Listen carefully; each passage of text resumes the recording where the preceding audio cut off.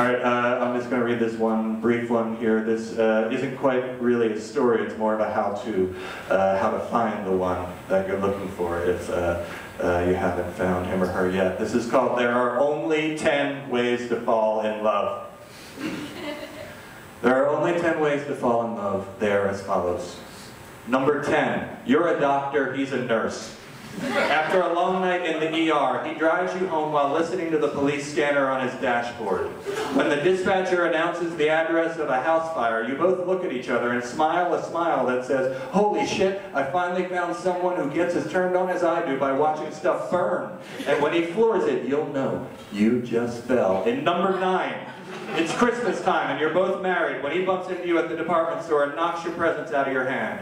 So you go out for a drink and you converse like you've been friends for years, and you discover that you grew up in the same town and you both watched the same boy drown in a quarry in 1992 and neither one of you did a thing to save him. And that is when you fall. In number 8, you're engaged to a wealthy society boy, but you're having an affair with your Pilates instructor. So you convince your Pilates instructor to murder your fiance. He pulls it off and then strips down to play in your fiance's blood. And you're like, "Damn, Ted, I thought I was the only one who enjoyed being coated in that gritty slick." You strip down and embrace in the puddle, and that is when you know that you are. In number 7, you're being attacked by dogs. And the owner of the dogs comes running up and calls off his dogs by shouting, "No, she's too beautiful." When he asks you if you'd like to go to a hospital, you tell him you don't believe in medicine. And he says, "Me neither, I only trust in the Lord. But I would have driven you while praying that your soul be spared the fires of hell if you wanted to go. That's how beautiful you are." Then you go inside and you find out you both like to spend weekends wearing nothing but rubber. And that is when you fall. In number 6, you're a widow, he's a cable TV installer. When he asks you how your husband died, you say, "Drunk driver," and he says, "Over on 7th and Market?" And you say, "Yes," and he says, "Oh my God, that was me." I have no choice now but to try and fill your life with all the happiness I took from you. And that is how you discover you still have it in you to fall. In number 5, you're both cats.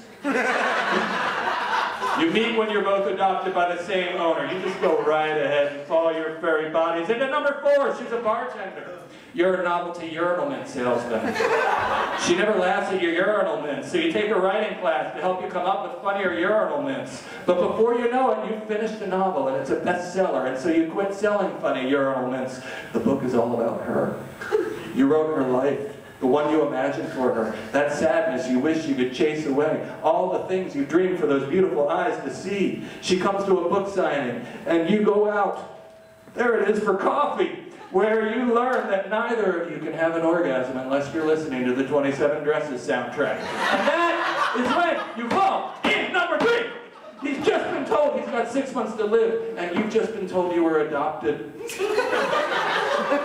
You meet through an online dating site, and at first he's all, "I have 35 or 40 years to live." I mean, who doesn't?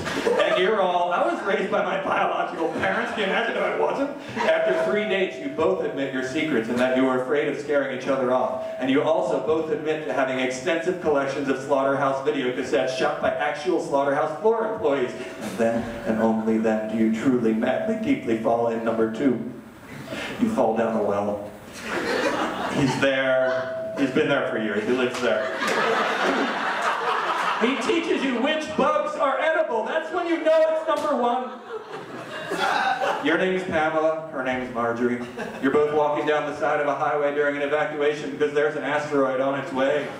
When you find shelter and start making love, Marjorie's like, "Call me Steven. It won't happen for me unless you call me Steven." And you're like, "Oh my God, I was just about to tell you to call me Steven. That's my dad's name."